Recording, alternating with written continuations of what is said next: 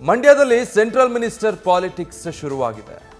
ಜಿಲ್ಲೆಯಲ್ಲಿ HDKನ ಗೆಲ್ಲಿಸಿದ್ರೆ ಕೇಂದ್ರ ಕೃಷಿ ಖಾತೆ HDKಗೆ ಫಿಕ್ಸಾ.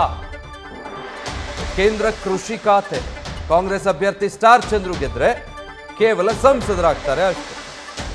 ಅದೇ ಕುಮಾರಸ್ವಾಮಿ ಗೆದ್ದು ಸಂಸದರಾದ್ರೆ ಕೇಂದ್ರದಲ್ಲಿ ಸಚಿವರಾಗ್ತಾರೆ. ಅವ್ರಿಗೆ ಕೃಷಿ ಖಾತೆಯನ್ನು ಕೊಡಲಾಗುತ್ತೆ. HDK ಕೇಂದ್ರ ಸಚಿವರಾದ್ರೆ ಮಂಡ್ಯ ಅಭಿವೃದ್ಧಿ ಆಗುತ್ತೆ ಅಂತ ಮೈತ್ರಿ ನಾಯಕರಿಂದಲೂ ಕೂಡ ಸೆಂಟ್ರಲ್ ಮಿನಿಸ್ಟರ್ ಅಸ್ತ್ರ ಬಳಕೆ ಆಗ್ತಾ ಇದೆ. ಕಾಂಗ್ರೆಸ್ ಅಭ್ಯರ್ಥಿ ಗೆದ್ರೆ ಅಬ್ಬಬ್ಬ ಅಂದ್ರೆ ಸಂಸದರಾಗಬಹುದಷ್ಟೇ. ಅದೇ HD ಕುಮಾರಸ್ವಾಮಿ ಗೆದ್ರೆ ಕೇಂದ್ರದಲ್ಲಿ ಸಚಿವರಾಗಬಹುದು, ಕೃಷಿ ಖಾತೆ ಸಿಗಬಹುದು ಅಂತ ಡೀಟೇಲ್ಸ್ ಕೊಡ್ತಾರೆ ನಂದೀಶ್. ಲೈವ್ ನಲ್ಲಿ ಜಾಯ್ನ್ ಆಗ್ತಾ ಇದ್ದಾರೆ.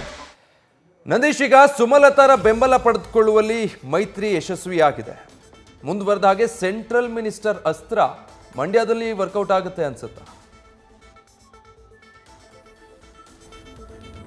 ಖಂಡಿತ ವಿಜಯ್, ಈಗಾಗಲೇ ಮಂಡ್ಯದಲ್ಲಿ ಲೋಕಸಭಾ ಚುನಾವಣೆಯ ಕಾವು ಜೋರಾಗ್ತಾ ಇದೆ. ದಿನೇ ದಿನೇ ಆ ಒಂದು ಕಾವು ಮತ್ತಷ್ಟು ಹೆಚ್ಚಾಗ್ತಾ ಇರುವಂಥದ್ದು.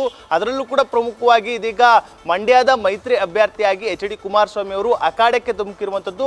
ಒಂದು ರೀತಿ ಹೈ ವೋಲ್ಟೇಜ್ ಕ್ಷೇತ್ರವಾಗಿ ಇದೀಗ ಮಂಡ್ಯ ಒಂದು ಪರಿವರ್ತನೆ ಆಗಿರುವಂಥದ್ದು.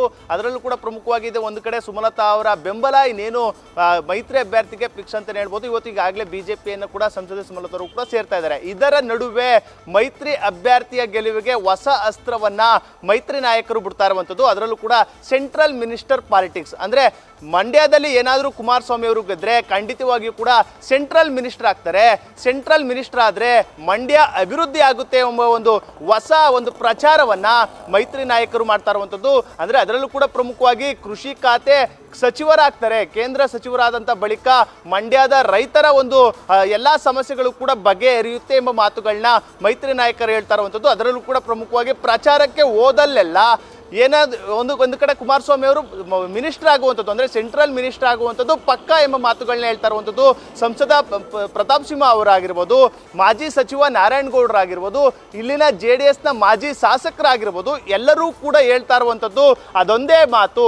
ಈ ಬಾರಿ ಸೆಂಟ್ರಲ್ ಮಿನಿಸ್ಟರ್ ಆಗೋದನ್ನ, ಕುಮಾರಸ್ವಾಮಿ ಅವರು ಮಿನಿಸ್ಟರ್ ಆಗೋದನ್ನ ಯಾರೂ ಕೂಡ ತಪ್ಪಿಸೋದಕ್ಕೆ ಆಗಲ್ಲ, ಮಂಡ್ಯ ಅಭಿವೃದ್ಧಿ ಒಂದು ನಿಲ್ಲಿಸೋದಕ್ಕೂ ಕೂಡ ಆಗಲ್ಲ ಎಂಬ ಒಂದು ಪ್ರಚಾರವನ್ನ ಮಾಡ್ತಾ ಇರುವಂಥದ್ದು. ಆ ಮೂಲಕ ಒಂದು ಹೊಸ ಅಸ್ತ್ರವನ್ನು ಪ್ರಯೋಗಿಸಿ, ಅಂದ್ರೆ ಮತ್ತೊಂದು ಕಡೆ ಹೇಳ್ತಾ ಇರುವಂಥದ್ದು, ಏನಾದರೂ ನೀವು ಕಾಂಗ್ರೆಸ್ ಅಭ್ಯರ್ಥಿಯನ್ನ ಗೆಲ್ಲಿಸಿದ್ರೆ ಕೇಂದ್ರದಲ್ಲಿ ಕಾಂಗ್ರೆಸ್ ಸರ್ಕಾರವೂ ಬರಲ್ಲ, ಮಂಡ್ಯ ಅಭಿವೃದ್ಧಿಯೂ ಆಗಲ್ಲ, ಕೇವಲ ಸಂಸದರಾಗಿ ಸ್ಟಾರ್ ಚಂದ್ರ ಅವರು ಇರ್ತಾರೆ. ನೀವೇನಾದ್ರೂ ಕುಮಾರಸ್ವಾಮಿ ಅವರನ್ನ ಗೆಲ್ಲಿಸಿದ್ರೆ ಮಂಡ್ಯ ಅಭಿವೃದ್ಧಿಗೆ ಬಹಳಷ್ಟು ದೊಡ್ಡ ಕೊಡುಗೆ ಸಿಗುತ್ತೆ ಎಂಬ ಲೆಕ್ಕಾಚಾರದಲ್ಲಿ ಪ್ರಚಾರವನ್ನ ಮಾಡ್ತಾ ಇರುವಂಥದ್ದು. ಈ ಒಂದು ಹೊಸ ಅಸ್ತ್ರವನ್ನ ಜನರು ಯಾವ ರೀತಿ ಸ್ವೀಕರಿಸ್ತಾರೆ, ಕುಮಾರಸ್ವಾಮಿ ಅವರಿಗೆ ಆಶೀರ್ವಾದ ಮಾಡ್ತಾರಾ ಎಂಬುದನ್ನ ಚುನಾವಣೆ ಆಗಿ ಫಲಿತಾಂಶ ಬರುವವರೆಗೂ ಕೂಡ ಕಾಯಬೇಕಾಗಿರುವಂಥದ್ದು. Vijay, thank you Nandish. News first ನಿರ್ಭೀತಿಯಿಂದ ನಿಮ್ಮ ಪರವಾಗಿ.